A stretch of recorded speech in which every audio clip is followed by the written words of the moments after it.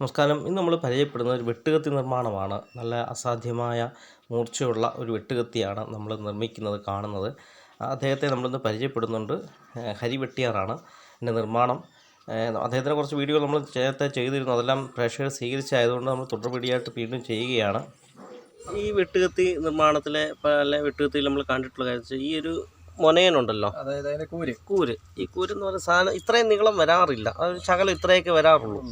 അപ്പം അത് ഇതിനകത്ത് നല്ല നീളം വന്നിട്ടുണ്ട്. അതെന്താ അതിന്റെ വെട്ടോത്തിയുടെ തളത്തിന്റെ ഏകദേശം 3/4 നീളം ഇതിനുണ്ട്. അത്രയെങ്കിലും ഇട്ടില്ലെങ്കിൽ ആ വെട്ടോത്തിക്കകത്തിലെ പിടി ആ പിടിയിൽ നിൽക്കില്ല. കാരണം പിടിയുടെ കഴുത്തിന്റെ അവിടെ വെച്ച് ഒന്നിൽ ഓടിച്ചുകൊണ്ട് വെളി വരും.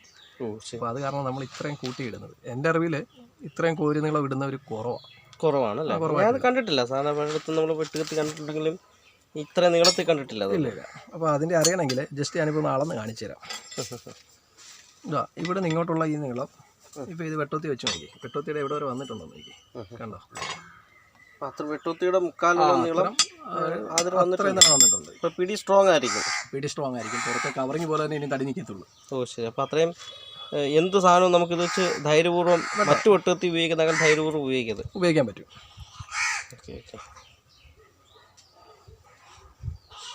ഞാൻ രാജീവ് പനൂര്. ഇന്ന് നമ്മൾ ഹരി വെട്ടിയാർ എന്ന് പറഞ്ഞ ഒരു ശില്പിയാണ് പരിചയപ്പെടുന്നത്. അദ്ദേഹം വിശ്വകർമ്മ വർക്കാണ് ചെയ്തുകൊണ്ടിരിക്കുന്നത്. അദ്ദേഹം ഒരിക്കലും അസാധ്യ വർക്കുകൾ ചെയ്യുന്നു. അദ്ദേഹത്തിൻ്റെ കുറേ വർക്കുകൾ നമ്മൾ ചെയ്തിരുന്നു. അതെല്ലാം ജനങ്ങൾ സ്വീകരിച്ചതുകൊണ്ട് തുടർന്ന് നമ്മൾ 3-4 വീഡിയോ നമ്മൾ ചെയ്തിരുന്നു. അപ്പം അദ്ദേഹത്തെയാണ് നമ്മളിന്ന് പരിചയപ്പെടുന്നത്. അദ്ദേഹം ഒരു മിമിക്രി കലാകാരനും അങ്ങനെ കലാമേഖലകളിലൊക്കെ അദ്ദേഹം പല കഴിവുകളും പ്രകടിപ്പിച്ചിട്ടുള്ള ആളാണ്. നമസ്കാരം. ഇതാണ് നമ്മുടെ പ്രേക്ഷകർ ചോദിച്ച ഹരി വെട്ടിയാർ. അതെ, നമസ്കാരം.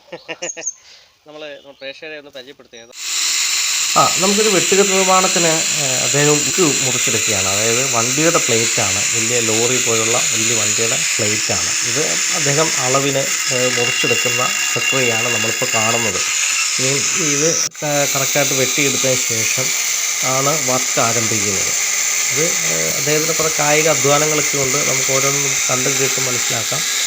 വീഡിയോ സ്കിപ്പ് ചെയ്യാതെ പൂർണ്ണമായിട്ട് കണ്ടാൽ മാത്രമേ ഇതിൻ്റെ രസവും നിർമ്മാണ രീതികളും ഒക്കെ മനസ്സിലാക്കാൻ കഴിയുകയുള്ളൂ. അപ്പം വീഡിയോയിലേക്ക് എല്ലാ പ്രിയപ്പെട്ട പ്രേക്ഷകർക്കും ഹൃദയം നിറഞ്ഞ സ്വാഗതം.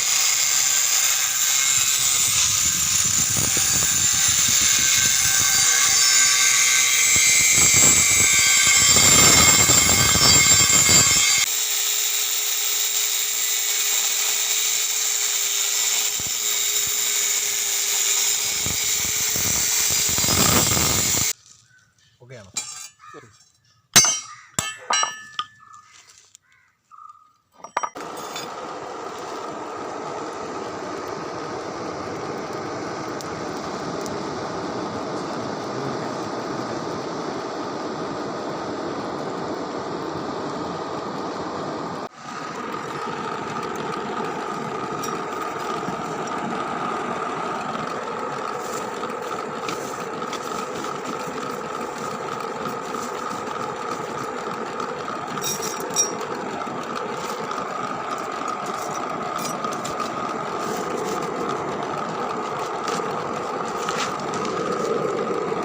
വെട്ടുകത്തിയുടെ ചുറ്റിനുള്ള പരിപാടി ചുറ്റ്. അപ്പോൾ അത് ആ പ്ലേറ്റ് അവിടെ നിന്ന് പഴുത്തോണ്ടിരിക്കുക. അപ്പോൾ ആ പഴുക്കുന്ന സമയത്ത് നമുക്കിത് കുറച്ച് പണികൾ മാറ്റി വയ്ക്കാം. തീർത്ത് വെക്കാമെങ്കിൽ അത്ര നല്ലത്. ശരി.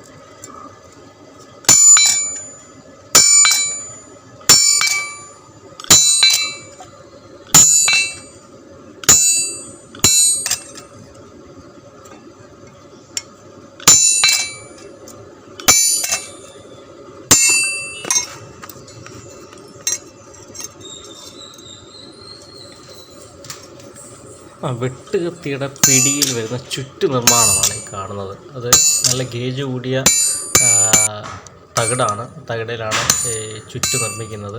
അത് വെട്ടിയെടുക്കുകയാണ്.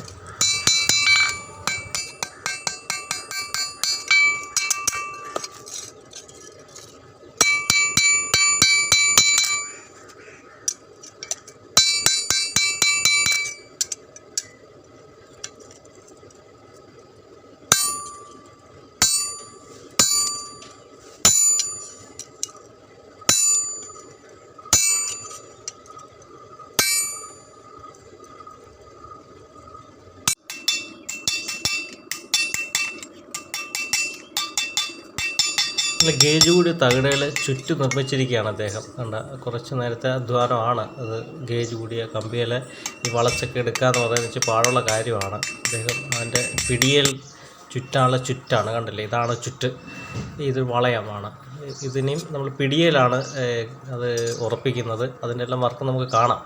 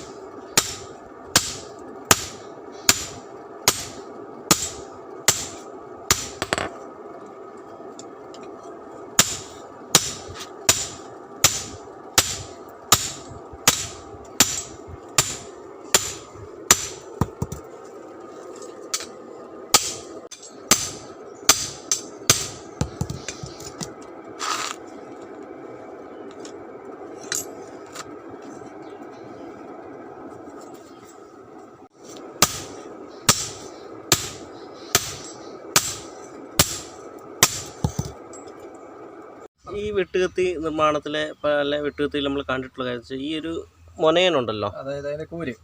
ഈ കൂര് എന്ന് പറയുന്ന സാധനം ഇത്രയും നീളം വരാറില്ല. അതൊരു ശകലം ഇത്രയൊക്കെ വരാറുള്ളൂ. അപ്പം അത് ഇതിനകത്ത് നല്ല നീളം വന്നിട്ടുണ്ട്. അതിലെന്താ അതിന്റെ വെട്ടോത്തിയുടെ തളത്തിന്റെ ഏകദേശം 3/4 നീളം ഇതിനുണ്ട്.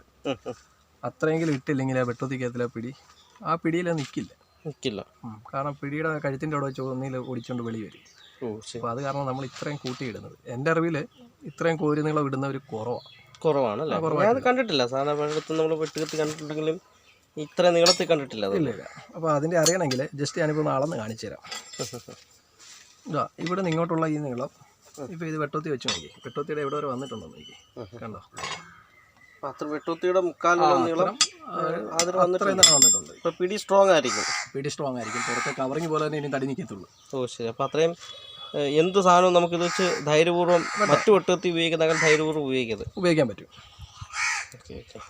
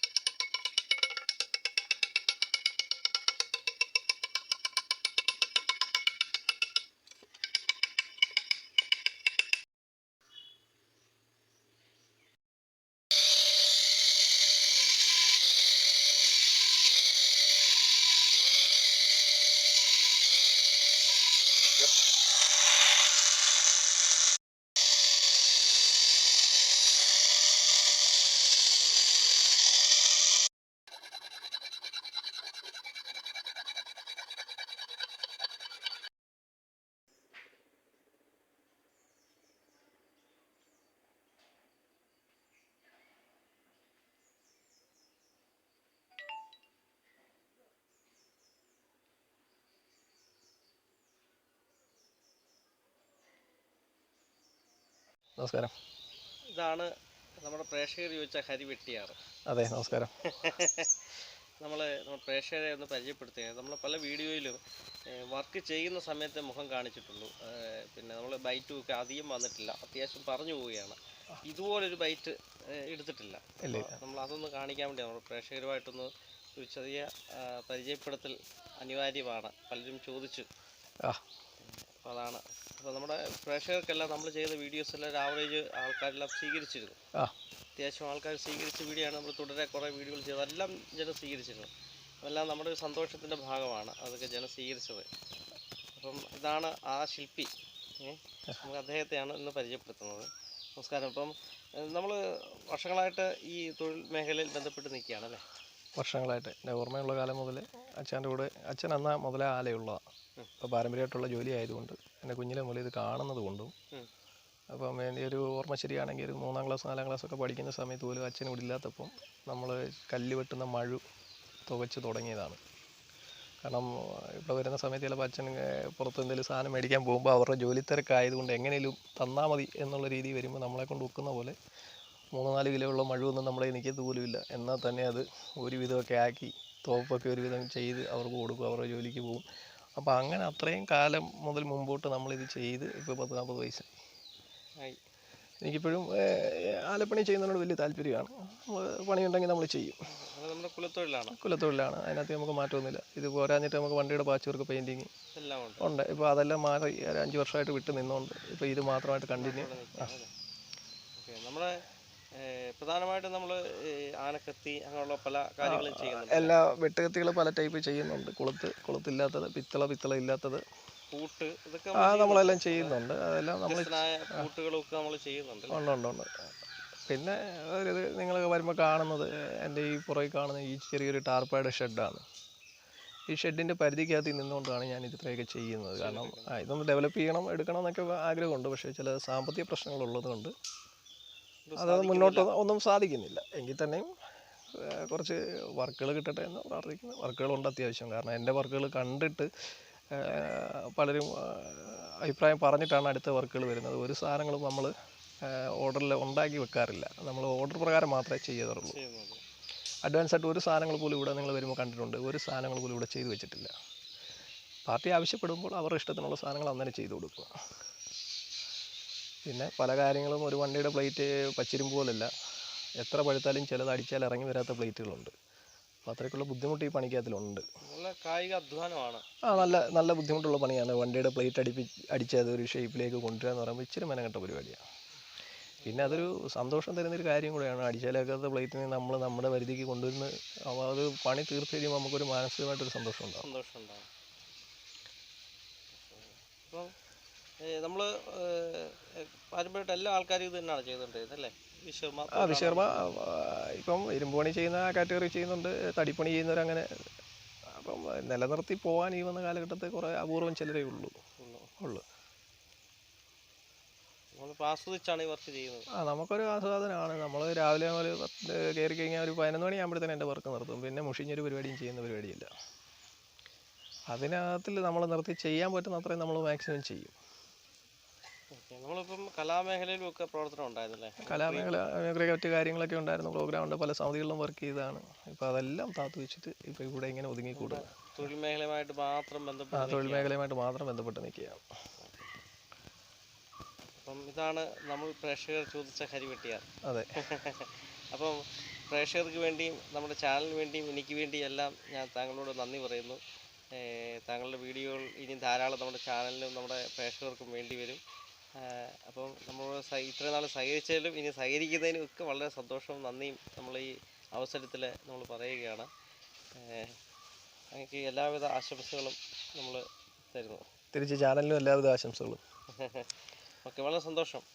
അപ്പോൾ നമുക്ക് ഇന്നത്തേക്ക് പിരിയാം. തീർച്ചയായും നമുക്ക് ഇനി അടുത്തൊരു വീഡിയോ ആയിട്ട് കണ്ടുമുട്ടാം. ഓക്കെ.